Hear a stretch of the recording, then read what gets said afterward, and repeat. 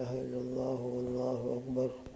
ولا حول ولا قوة إلا بالله العلي العظيم لا ملجأ ولا منجأ من الله إلا إليه حسبنا الله ونعم الوكيل نعم المولى ونعم النصير سبحان الله بحمده عدد خلقه ورضا نفسه وزنة عرشه ومداد كلماته سبحان الله بحمده سبحان الله العظيم نستغفر الله العظيم ونتوب إليه اللهم أنت ربي لا إله إلا أنت خلقتني وأنا عبدك وأنا على عهدك ووعدك ما استطعت أعوذ بك من شر ما صنعت أبوء لك بنعمتك علي وأبوء بذنبي فاغفر لي فإنه لا يغفر الذنوب إلا أنت لا إله إلا الله وحده لا شريك له له الملك وله الحمد يحيي ويميت وهو على كل شيء قدير الحمد لله الذي هدانا لهذا وما كنا لنهتدي لولا أن هدانا الله أصبحنا على فطرة الإسلام أصبحنا على كلمة الإخلاص أصبحنا على دين نبينا محمد صلى الله عليه وسلم أصبحنا على ملة أبينا إبراهيم حنيفا وما أنا من المشركين الحمد لله الذي تواضع كل شيء لعظمته الحمد لله الذي ذل كل شيء لعزته الحمد لله الذي خضع كل شيء لملكه الحمد لله الذي استسلم كل شيء لقدرته ونشهد أن لا إله إلا الله وحده لا شريك له إلها واحدا أحدا صمدا لم يتخذ صاحبة ولا ولدا ولم يكن له كفوا أحد ونشهد أن سيدنا وحبيبنا وسندنا ومولانا محمد عبده ورسوله صلوات الله وسلامه على سيد الأولين والآخرين خاتم الأنبياء والمرسلين قائد الغر المحجلين إلى جنات النعيم سيدنا محمد وعلى آله وأصحابه وأزواجه وأتباعه أجمعين يا رب صل وسلم دائما أبدا على حبيبك خير الخلق كلهم اللهم صل على محمد وعلى آل محمد كما صليت على إبراهيم وعلى آل إبراهيم إنك حميد مجيد اللهم بارك على محمد وعلى آل محمد كما باركت على إبراهيم وعلى آل إبراهيم إنك حميد مجيد جزا الله عنا سيدنا محمد صلى الله عليه وسلم ما هو أهله اللهم صل على سيدنا محمد في أول كلامنا اللهم صل على سيدنا محمد في وسط كلامنا اللهم صل على سيدنا محمد في آخر كلامنا أما بعد سجدے کی دعا کا مذاکرہ چل رہا ہے تو سجدے میں آپ صلی اللہ تعالی وسلم یہ دعا بھی پڑھتے تھے اللہم لک سجدت و بک آمنت و لک اسلمت اے اللہ میں نے آپ ہی کے لیے سجدہ کیا آپ پر ایمان لایا اور آپ کا میں مطیع و فرما بردار ہوا سجد وجہی للذی خلقہ میرے چہرے نے سجدہ کیا اس ذات کو جس نے اس چہرے کو پیدا فرمایا جب چہرہ سجدے میں ہے تو پورا جسم بھی سجدے میں ہے مطلب یہی ہے کہ میرا اصل تو چہرہ ہوتا ہے چنانچہ فقہاء نے جو سجدے کی تعریف فرمائی ہے دو تعریفیں کی ہیں ان میں سے ایک تعریف جو مشہور ہے وہ یہ ہے وضع الجبہۃ علی الارض پیشانی کو زمین پر رکھنا اور ایک تعریف بھی آتی ہے وضع الوجہ علی الارض لا سخریۃ فیہ اپنا چہرہ زمین پر اس طریقے سے رکھنا کہ جس میں تعظیم اللہ کی ظاہر ہو رہی ہو اس کے اندر کوئی سخریت کوئی جوک کوئی مذاق کی شکل نہ بنی ہو اور یہ تعظیم کب ہوگی جب کہ ہماری پیشانی اور ہماری ناک زمین پر ہوگی اگر کوئی چہرہ سجدے پر رکھے زمین پر رکھے لیکن پیشانی زمین پر نہ ہو ناک زمین پر نہ ہو تو وہ تو ایک طرح کا جوک ہو جاتا ہے ایک طرح کا کھیل ہو جاتا ہے وہ نہیں تعظیم ہو چہرہ اس طریقے سے زمین پر رکھا جائے کہ جس میں تعظیم کا ظہور ہو تو مشہور تعریف سے وہی ہے وضع الجبہۃ علی الارض پیشانی کو زمین پر رکھنا تو چونکہ اصل سجدہ چہرے کے ذریعے ہوتا ہے اس لیے سجدہ وجہی للذی پورا جسم ہی انسان کے سامنے اللہ کے سامنے اللہ جل جلالہ من والوں کے لیے جھکا ہوا ہے سجدے کے اندر پڑا ہوا ہے اور ایک اور حدیث میں بھی آتا ہے کہ سجدہ 7 اعضاء پر ہونا چاہیے 7 اعضاء پر یعنی 7 اعضاء ہمارے زمین پر سجدے میں لگے ہوئے ہوں اس کا پورا اہتمام ہم کریں۔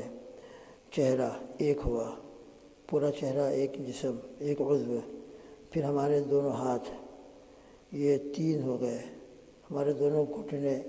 یہ 5 ہو گئے، اور دونوں پیر، یہ 7 ہو گئے۔ اس میں جو 2 پیر ہے وہ چہرہ ہے۔ چہرہ تو ضرور رکھنا ہے زمین پر، پیشانی کا رکھنا، ناک کا رکھنا۔ کامل درجہ یہی ہے کہ پیشانی اور ناک دونوں کے دونوں زمین پر ہو۔ ناک میں کوئی عذر ہے اور اس کی وجہ سے ناک اٹھی بھی ہے تو مجبوری ہے، ورنہ اکمل اور مسنون مکمل طریقہ یہی ہے کہ چہرہ میں پیشانی اور ناک دونوں زمین پر رکھے ہوئے ہوں، اور دونوں ہاتھ بھی اور دونوں گھٹنے بھی، اور پھر خاص کر دونوں پیر، یہ دونوں پیر دونوں سجدے کے اندر مکمل طریقے سے زمین پر لگے رہیں، یہ بھی بہت ضروری ہے۔ اس میں بھی فرض درجہ ہے اور پھر ایک مسنون درجہ ہے۔ فرض درجہ تو یہ ہے کہ کچھ نہ کچھ پیر کا حصہ زمین پر ہونا چاہیے۔ اگر دونوں پیر زمین سے اٹھ گئے اور 3 تسبیح پڑھنے کے بقدر اٹھے رہے تب تو بالکل نماز ہی ختم ہو جائے گی۔ حضرت مفتی محمد صاحب رحمۃ اللہ علیہ کے ملفوظات کے اندر یہ بات حضرت نے فرمائی ہے کہ دونوں پیر زمین پر اٹھ جائے، دونوں سے اٹھ جائیں، دونوں میں سے کوئی پیر زمین پر نہ ہو، اور انسان سجدہ کر رہا ہو اور 3 تسبیح کے بقدر اٹھ گئے ہوں تو پھر سجدہ ادا نہیں ہوگا، اور جب سجدہ ہی ادا نہیں ہوا تو فرض چھوٹ گیا۔ نماز کے اندر جو فرائض ہیں ان کے اندر ہر رکعت میں 2 سجدے فرض ہیں، لہذا یہ دونوں سجدے فرض ادا اسی وقت ہوں گے جب کہ ہمارے دونوں پیر بھی زمین پر لگے ہوئے ہوں، کامل سجدہ وہی ہوگا۔ لہذا ہم کوشش یہ کریں کہ دونوں پیر سجدے میں زمین پر رکھنے کی پوری کوشش کریں، بلکہ ایک تو ہے خالی پیروں کا رکھ دینا اس طریقے سے کہ ہمارے پیروں کی انگلیوں کا رخ زمین کی طرف رہے، جس عام طور پر ہوتا ہے زمین کی طرف ہمارے پیروں کی انگلیوں کا رخ ہوتا ہے، لیکن ابو داؤد شریف وغیرہ کی روایت سے یہ معلوم ہوتا ہے کہ اس کے اندر بھی مکمل طریقہ سجدے میں یہ ہے کہ ہم پیروں کی انگلیوں کو ذرا دبائیں، اور پیروں کی انگلیوں کو جتنا بھی پریشر ڈال کر دبا کر اپنے پیروں کی انگلیوں کو قبلے کی طرف ان کا رخ کر سکتے ہوں تو وہ کرنے کی کوشش کریں، جتنے بھی کر سکتے ہوں۔ اس میں خاص کر ہمارا انگوٹھا ہے، اس کے بازو کی انگلی ہے، اس کے بازو کی انگلی ہے، بڑی انگلیاں ہوتی ہیں،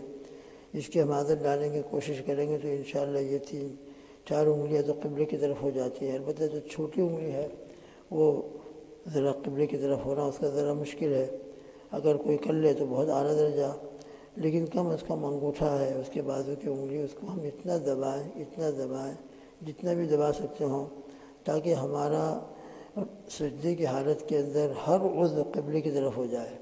اگر پیروں کی انگلیاں زمین کی طرف رہیں گی تو یہ قبلہ رخ ہونے سے محروم رہیں گی، خیر سجدہ ہو جائے گا، لیکن قبلہ رخ ہونے کے لیے کامل اور اکمل طریقہ یہ ہے کمپلیٹ کہ ہم اپنے پیروں کی انگلیوں کو ذرا پریشر ڈال کر ان کو بھی قبلے کی طرف کرنے کی جتنا ہو سکتا ہے کوشش کریں۔ جب کامل و مسنون طریقہ یہ ہے کہ صرف پیروں کا زمین پر رکھنا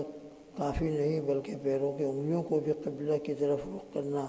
یہ مسنون و مکمل طریقہ ہے، تو اگر دونوں ہی پیر اٹھ جائے یا ایک پیر اٹھا رہا ہے ایک پیر زمین پر ہو تو یہ سجدہ بہت ناقص ہوگا، اور سجدے کی جو کیفیت ہے وہ مکمل طریقے سے حاصل نہیں ہوگی۔ لہذا 7 اعضاء کے اوپر ہمارے سجدہ ہو، اس کی ہم پوری کوشش کریں، پیر پورے کے پورے کمپلیٹ زمین پر رہیں، اور زمین پر ہونے کے بعد بھی اس کو ہم قبلہ رخ کرنے کی کوشش کریں تو انشاءاللہ سجدہ اور مکمل ہوگا۔ اللہ ہم کو یہ ظاہری سجدہ، ظاہری رکوع بھی سنت طریقے کے مطابق نصیب فرما دے، اور جو اصل چیز ہے دل کی توجہ، خشوع اور خضوع، اللہ کی طرف دھیان،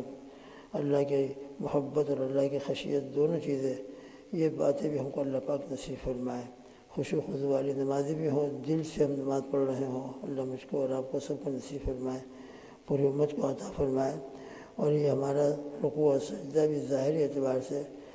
سنت طریقے کے مطابق ہو، اس کی ہم کوشش کریں۔ تو سجدہ وجہی للذی خلقہ، میرے چہرے نے سجدہ کیا اس ذات کے لیے جس نے اس چہرے کو پیدا کیا، یعنی خود مجھے پیدا کیا، تو یہ اللہ میں آپ کا غلام ہوں، آپ کا بندہ ہوں، آپ کے سامنے سجدے میں پڑا ہوا ہوں، اور بے شک آپ ہی کی ذات سجدے کے قابل ہے۔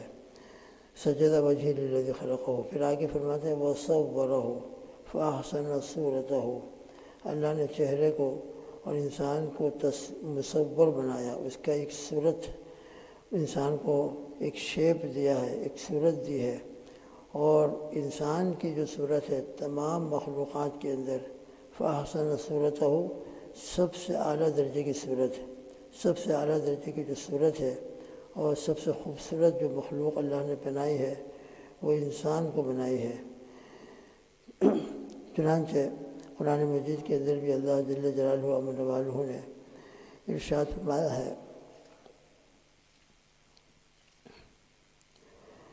سورہ 3 کے اندر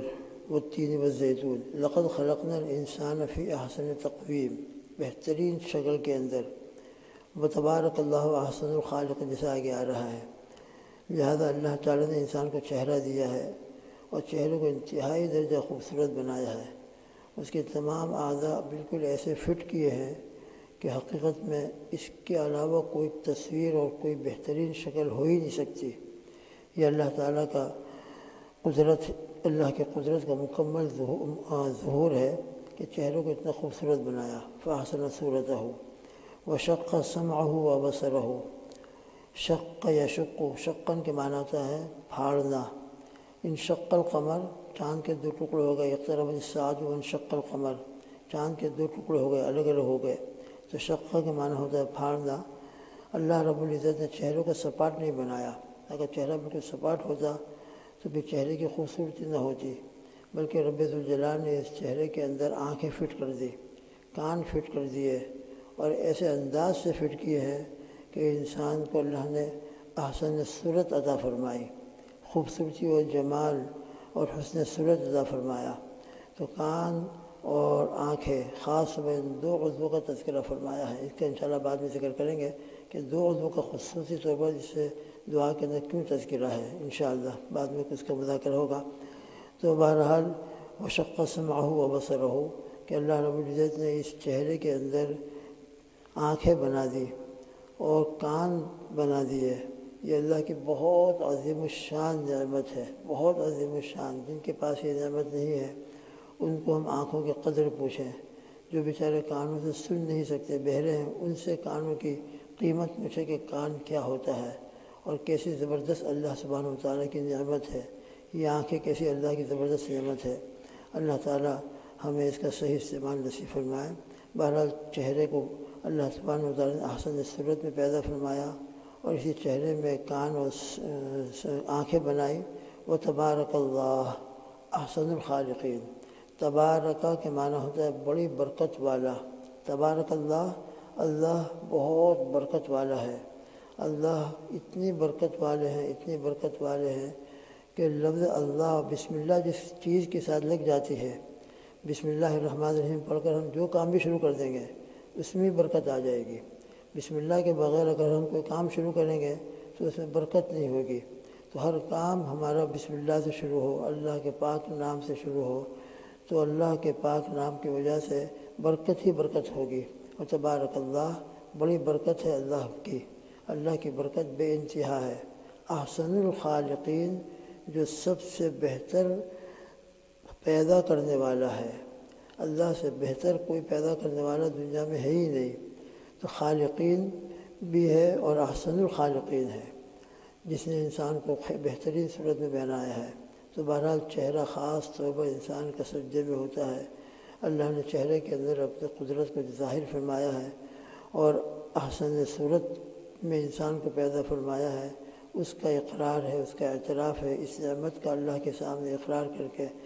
ہم اللہ کے سامنے یہ عرض کرتے ہیں کہ اللہ یہ چہرہ اور یہ خوبصورت چہرہ آپ ہی نے بنایا ہے، تو یقیناً یہ خوبصورت چہرہ اور یہ جبین نیاز اور ہماری پیشانی اسی کے قابل ہے کہ ہم اس چہروں کو آپ ہی کے سامنے جھکائیں اور آپ ہی کے سامنے سجدے کے اندر ہم پڑے رہیں۔ اللہ سبحانہ و تعالیٰ ہم کو سجدے کی حقیقت عطا فرمائے اور مکمل ظاہری اعتبار سے بھی سجدہ ہمارا سنت کے مطابق ہو، اور سجدے کے اندر دل بھی ہمارا مکمل طریقے سے اللہ کی طرف جھکا ہوا ہو، ہمارے تمام اعضاء بھی جھکے ہوئے ہو اور دل بھی جھکا ہوا ہو۔ اللہ ایسا سجدہ عطا فرما دے اپنے فضل سے، اپنی رحمت سے، اور سجدے کی برکت سے ہم سب کی اور پوری امت کی مغفرت فرمائے۔ اور یہ نماز ہی ہے کہ نماز کی برکت سے انسان کو یہ سجدہ نصیب ہوتا ہے، اس لیے نماز بہت ضروری ہے۔ نماز کا اہتمام ہوگا تو یہ سجدہ نصیب ہوگا۔ اللہ ہم سب کو سچا پکا نمازی بنائے، ہمارے بچوں کو ایمان کے اوپر استقامت، ایمان کے اوپر قائم و دائم رکھیں، اور پھر اس کے ساتھ عملی زندگی اور نمازوں والی زندگی ہر ایک کو اللہ عطا فرمائے۔ اللہم آمین۔ سبحان اللہ بحمدہ، سبحانک اللہم وبحمدک،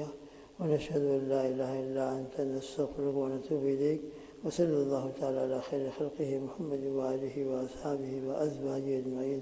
سبحان ربک رب العزۃ عما یصفون، وسلام علی المرسلین، والحمد للہ رب العالمین، برحمتک یا ارحم الراحمین۔